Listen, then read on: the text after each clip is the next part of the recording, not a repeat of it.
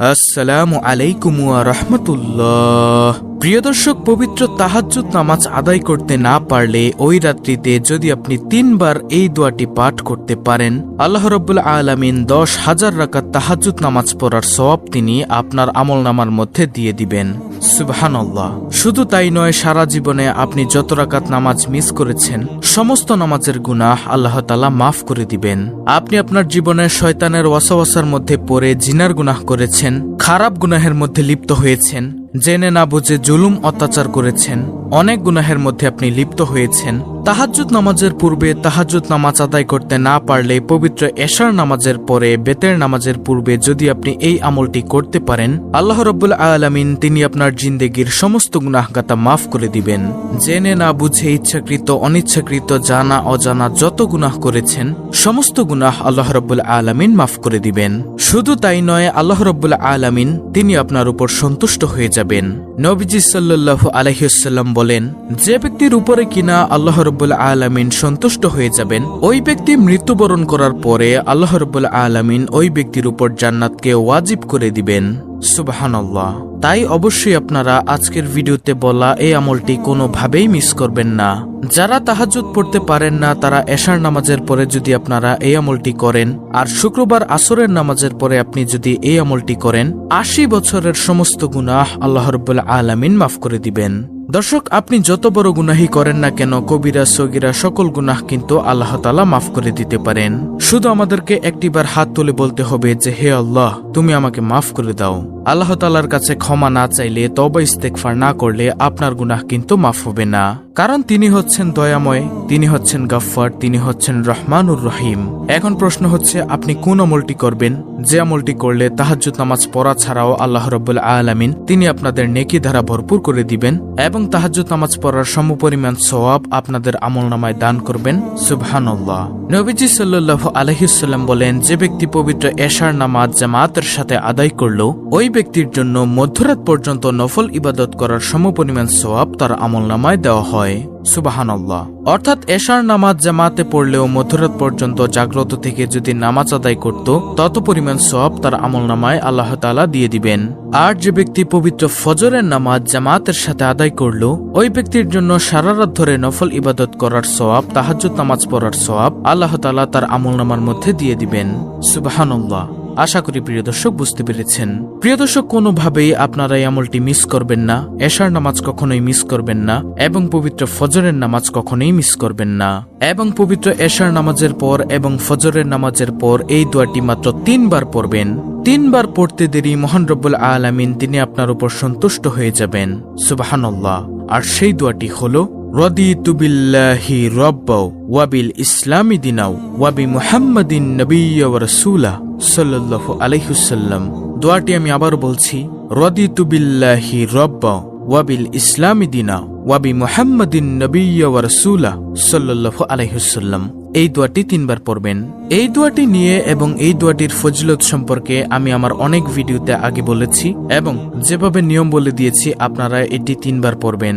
আর আরেকটি দোয়া পড়বেন, সেটি হলো আল্লাহুম্মা আজিরনি মিনান্নার। এই ছোট্ট দোয়াটি ৭ বার পড়বেন, আল্লাহুম্মা আজিরনি মিনান্নার। তারপরে দুরুদ শরীফ পড়বেন। কি পড়বেন?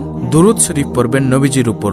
আপনি পড়তে পারেন দুরুদে ইব্রাহিম, সবচেয়ে শ্রেষ্ঠ দুরুদ। আল্লাহুম্মা সাল্লি আলা মুহাম্মাদি ওয়া আলা আলি মুহাম্মদ কামা সাল্লাইতা আলা ইব্রাহিমা ওয়া আলা আলি ইব্রাহিম ইন্নাকা হামিদুম মাজিদ। আল্লাহুম্মা বারিক আলা মুহাম্মাদি ওয়া আলা আলি মুহাম্মদ কামা বারাকতা আলা ইব্রাহিমা ওয়া আলা আলি ইব্রাহিম ইন্নাকা হামিদুম মাজিদ। প্রিয় দর্শক, মনে রাখতে হবে, কোনোভাবেই পবিত্র ফজরের নামাজের পরে দুরূদ শরীফ পড়া মিস দেওয়া যাবে না। যে ব্যক্তি পড়বে, কাল কিয়ামতের ময়দানে আল্লাহ রাব্বুল আলামিন ওই ব্যক্তির জন্য জাহান্নামের আগুনকে হারাম করে দিবেন। সুবহানাল্লাহ। নবী মুসা আলাইহিস সালাতু ওয়াস সালাম ওনার জামানায় একজন মানুষ মৃত্যুবরণ করলেন। মৃত্যুবরণ করার পরে ওই সমাজের লোকজন ওই মানুষটাকে কি করলেন? আবর্জনার মধ্যে, ময়লার মধ্যে ওনাকে ফেলে দিয়ে এসেছেন। তখন আল্লাহ রাব্বুল আলামিন আদেশ করলেন, হে মুসা, অমুক জায়গার মধ্যে যাও, আমার একজন বান্দাকে ওই সমাজের লোকজন তাকে ময়লার মধ্যে, আবর্জনার মধ্যে ফেলে দিয়েছে, তুমি তাকে উঠিয়ে সুন্দর করে গোসল দাও, জানাজা দাও, তারপরে তোমরা তাকে দাফন কাফনের ব্যবস্থা করে দাও। নবী মুসা আলাইহিস সালাম বললেন, তখন সমাজের মানুষজন বলতে লাগলো যে, মুসা, এই মানুষটা সমাজের মধ্যে অনেক নিকৃষ্ট কাজ করেছে, অনেক খারাপ কাজ করেছে, তুমি কেন তাকে কবর দিলে, জানাজা পড়লে? তখন মুসা আলাইহিসসালাম তিনি চলে আসলেন। তবে আল্লাহ তাআলার কাছে তিনি প্রকাশ করলেন ওহীর মাধ্যমে, আল্লাহ তাআলা আপনি কেন ওই ব্যক্তিকে মাফ করে দিয়েছেন? তার মতো নিকৃষ্ট খারাপ মানুষ তো এই পৃথিবীর মধ্যে আর কেউ ছিল না, কেন আপনি তাকে মাফ করে দিয়েছেন? তখন আল্লাহ তাআলা বলেছেন, ওই ব্যক্তি যখন দুনিয়ার মধ্যে তাওরাত কিতাব পড়তেছিল তখন আমার বন্ধু মুহাম্মদ সাল্লাল্লাহু আলাইহি ওয়াসাল্লাম এই নাম আসার পরে ওই ব্যক্তি পড়েছেন এবং এর জন্য আমি আল্লাহ তাআলা তাকে, আমার বান্দাকে আমি মাফ করে দিয়েছি। সুবহানাল্লাহ। দেখুন প্রিয় দর্শক, দুরুদের যে কি পাওয়ার, অর্থাৎ নবীজি সাল্লাল্লাহু আলাইহি ওয়াসাল্লামের নাম মহব্বতের সহিত পড়েছে, এজন্য আল্লাহ তাআলা তাকে মাফ করে দিয়েছেন। তাই প্রিয় দর্শক, অবশ্যই আপনারা এই দুরুদ শরীফটা মিস করবেন না। যখন কিয়ামত হয়ে যাবে, এই দুনিয়া ক্ষণস্থায়ী, স্থায়ী নয়। এই দুনিয়ার মধ্যে আমরা আজকে আছি, কালকে থাকবো না। অনেক মানুষ দেখবেন আপনার বয়সে ছোট, কিন্তু এই ব্যক্তি মৃত্যুবরণ করেছে, কোনো কিছুই সেই কবরের মধ্যে নিতে পারেনি। শুধু খালি হাতে কবরের মধ্যে আমরা সবাই যাব। আমরা দুনিয়ার মধ্যে পড়ে আছি, শুধু দুনিয়ার জন্য দৌড়াচ্ছি। যেমন হারামভাবে আমরা টাকা উপার্জন করছি, এই কবরের মধ্যে আমরা কিছুই নিয়ে যেতে পারবো না। এজন্য সময় থাকতে সব অর্জন করুন, আমল করুন। তো যেটা বলছিলাম দুরুদ শরীফ নিয়ে, কাল কিয়ামতের ময়দানে হযরত আদম আলাইহিস সালাম তিনি আরশের নিচে বসে থাকবেন। তিনি বসে বসে দেখবেন উম্মতে মুহাম্মদীর মধ্যে কারা কারা জান্নাতের মধ্যে যাচ্ছে এবং কারা কারা জাহান্নামের মধ্যে যাচ্ছেন।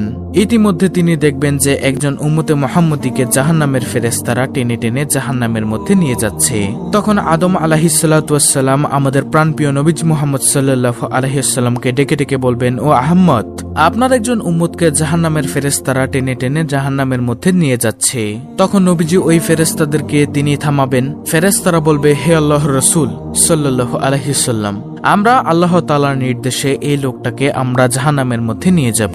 তখন আল্লাহ তাআলার হাবিব তিনি বাম হাত দিয়ে দাড়ি মুবারকের সাথে লাগিয়ে আল্লাহ তাআলার কাছে বলবেন, হে আল্লাহ, আপনি তো বলেছেন যে আপনি আমার উম্মতের ব্যাপারে আমাকে কোনো লজ্জিত করবেন না, কোনো শরম দিবেন না। এবার আপনি আপনার ওয়াদা পালন করেন। তখন আল্লাহ তাআলা নির্দেশ দিবেন, হে ফেরেশতারা, তোমরা আমার বন্ধুর অনুগত হয়ে যাও। তখন ওই ব্যক্তিকে কি করবেন? মিজানের পাল্লার মধ্যে নেওয়া হবে। ওই ব্যক্তিকে নেওয়ার পরে দেখা হবে ওই ব্যক্তির আমলের পাল্লার ওজন কম, ওই ব্যক্তির গুনাহের পাল্লার ওজন বেশি। তখন নবীজি সাল্লাল্লাহু আলাইহি ওয়াসাল্লামের দুরূদ শরীফটা তিনি তার মধ্যে দিয়ে দিবেন। এই আমলের পাল্লার মধ্যে দেওয়ার কারণে ওই পাল্লার ওজনটা অনেক বেশি হয়ে যাবে। সুবহানাল্লাহ। এজন্য এই ব্যক্তির উপরে আল্লাহ রাব্বুল আলামিন তখন জান্নাতকে ওয়াজিব করে দিবেন। আল্লাহু আকবার। এজন্যই কোনোভাবেই দুরূদ শরীফ পাঠ মিস করা যাবে না। যে কোনো দুরূদ শরীফ আপনারা পাঠ করতে পারেন। প্রতিদিন 10 বার, 20 বার, 100 বার, যত বেশি পড়তে পারেন দুরূদ শরীফ আদায় করবেন। তারপরে আরেকটি আমলের কথা আপনাদেরকে বলে দিব। যে ব্যক্তি পবিত্র জুম্মার দিন আসরের নামাজের পরে আসরের নামাজটা যে স্থানে আদায় করলো, সেই স্থানে বসেই যদি 80 বার এই ছোট্ট দুরূদটি পাঠ করতে পারে, ওই ব্যক্তির 80 বছরের গুনাহ আল্লাহ তাআলা মাফ করে দিবেন। 80 বছরের নফল ইবাদত করার সওয়াব আল্লাহ তাআলা সে ব্যক্তির আমলনামায় দিয়ে দিবেন। আর সেই ছোট্ট দুরূদটি হলো, আল্লাহুম্মা সাল্লি আলা মুহাম্মাদিন নাবিয়িল উম্মি ওয়া আলা আলিহি ওয়া সাল্লিম তাসলিমা। আমি আবার বলছি, আল্লাহুম্মা সাল্লি আলা মুহাম্মাদিন নাবিয়িল উম্মি ওয়া আলা আলিহি ওয়া সাল্লিম তাসলিমা। যে ব্যক্তি পবিত্র জুম্মার দিন আসরের নামাজের পরে সেই নামাজের স্থানে বসে 80 বার এই ছোট্ট দুরূদটি পড়বে, তার 80 বছরের গুনাহ আল্লাহ তাআলা মাফ করে দিবেন। শুধু তাই নয়, 80 বছরের মধ্যে আপনি যে গুনাহের কাজ করেছেন, এই গুনাহ নেকি দ্বারা পরিবর্তন করে দিবেন।